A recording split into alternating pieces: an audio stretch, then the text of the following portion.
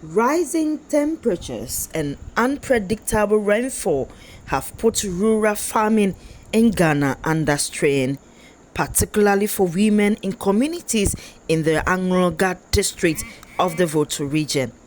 However, these women are taking the lead in climate adaptation. They are at the forefront of a battle to sustain their livelihoods, adopting climate-smart technologies and practices, supported by the strengthening investment in gender-responsive climate adaptation (SIGRA) project. But the road to resilient farming isn't without its hurdles. Lauren Eaton is the SIGRA project team lead. So the main aim of SIGRA is to increase access to climate finance. The acronym SIGRA stands for Strengthening Investments in Gender-Responsive Climate Adaptation.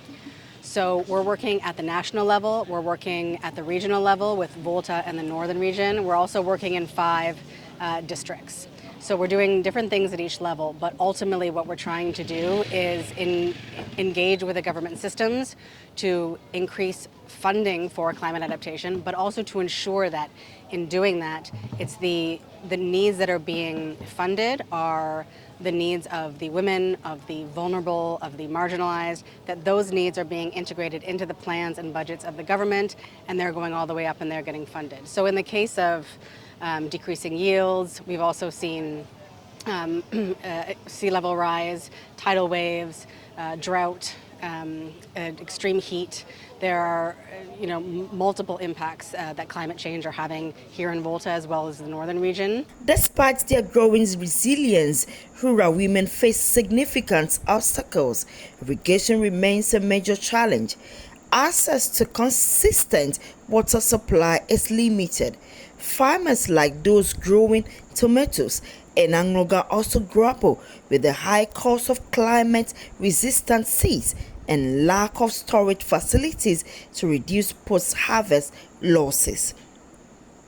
Daiwil Eyrakpe is the Volta Regional Director of Department of Gender. It's important because we realize that a lot of rural women are engaged in the food value chain, and some of them subsistently, others also commercially.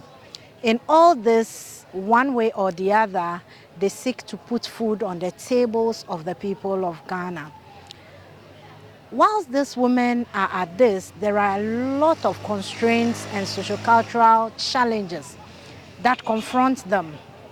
One, we've spoken extensively about access and control over land. Most of the women we spoke to, the farmers, you realize that because of their sociocultural background, they are unable to own lands. So a lot of them serve as laborers, either helping their families, their husbands, or serving on other people's farms just to make ends meet. But even so, the sociocultural perceptions about women owning land also affects them. And so sometimes when they have to get labor to come and work on their farms, a man and then a woman is employing you to work on her farm. Sometimes because of the sociocultural perception that, oh, the man must be the one calling the shots, it becomes difficult even for them to get the male labor to work for them. But even with challenges, the women in the Angloga district are pressing forward, finding innovative ways to adapt, from forming cooperatives to pool resources for irrigation to learning modern farming techniques through SIGRA. These women are determined to secure a better future for their families.